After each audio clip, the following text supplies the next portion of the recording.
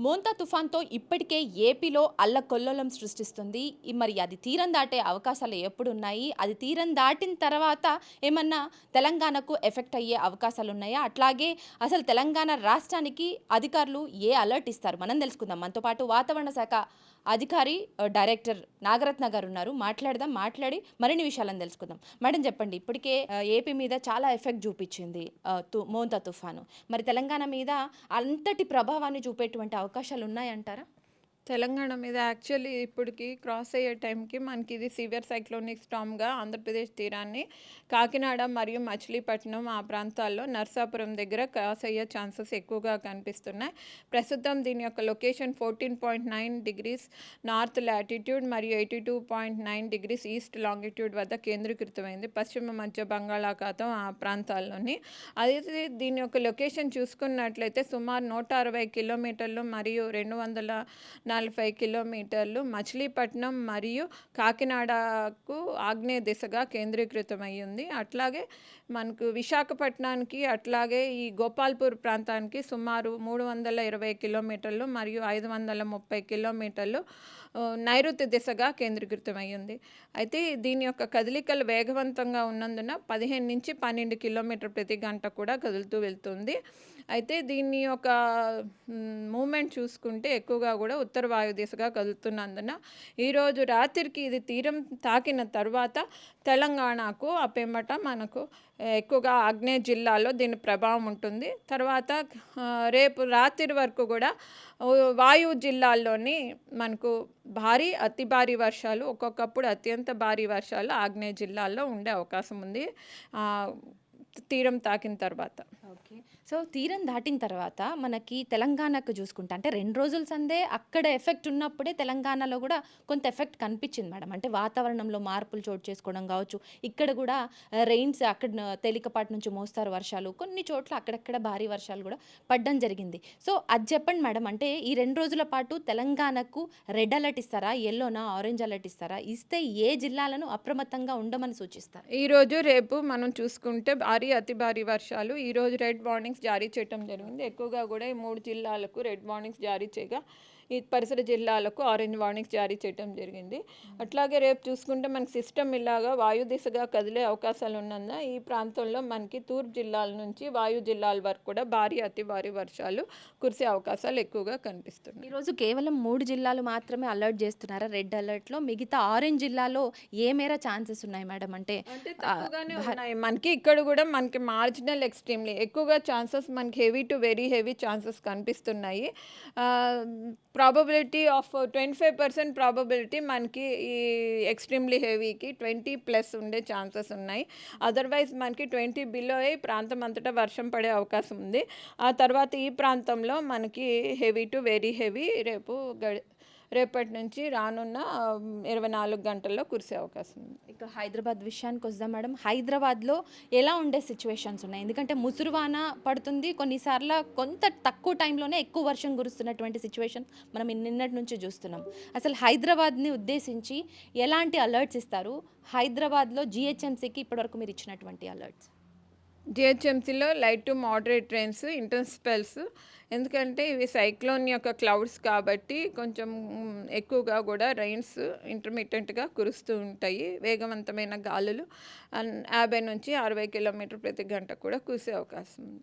Madam అంటే cyclone effect అన్నప్పుడు ఖచ్చితంగా వర్షాలతో పాటు ఈదురుగాలులు కూడా చాలా వరకు గంటకి 60-70 లేకపోతే 50-60 అంటున్నారు కదా! అట్లాంటికి ఈదురుగాలులకు సంబంధించిన ఎఫెక్ట్ చాలా వరకు ఉంటాయి. హోర్డింగ్స్ పడిపోవడం ఇట్లాంటివి. సో, వాటికి సంబంధించి చెట్లు నేల కొరగడం వీటికి సంబంధించిన అలర్ట్స్ ఎట్లా ఇస్తారు? యాక్చువల్లీ మనకి జోన్ ఆఫ్ ఇది చూసుకుంటే మనకి ఈ ప్రాంతం అంతటా కూడా ఎఫెక్ట్ అయ్యే అవకాశం ఉంది కాబట్టి హైదరాబాద్ ప్రాంతంలో కూడా కొంత మేరకు మనకి స్ట్రాంగ్ విండ్స్ కూడా వీచే అవకాశం ఉంది.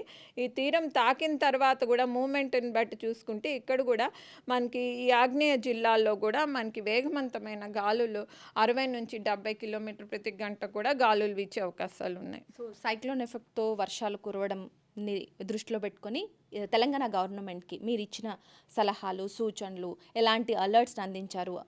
గవర్నమెంట్ అప్రమత్తం అయిపోయిందా? ప్రతి డిపార్ట్మెంట్ కూడా మనము ఈ ఏవైతే ఉన్నాయో అగ్రికల్చర్ అవ్వచ్చు, ఏవియేషన్ సెక్టర్, తర్వాత ఎవ్రీ నార్మల్ పర్సన్‌కి ఇన్ఫర్మేషన్ ఎప్పటికప్పుడు కూడా జారీ చేస్తున్నాం. డిసాస్టర్ మేనేజ్మెంట్ డిపార్ట్మెంట్‌కి కూడా, అలాగే జిల్లా అధికారులకు కూడా ఇన్ఫర్మేషన్, అప్డేట్స్ ఎప్పటికప్పుడు కూడా అప్డేట్స్ అవి జారీ చేస్తూ వస్తున్నాం. ఇక వ్యవసాయానికి సంబంధించిన ఇన్ఫర్మేషన్ చెప్పండి మేడం.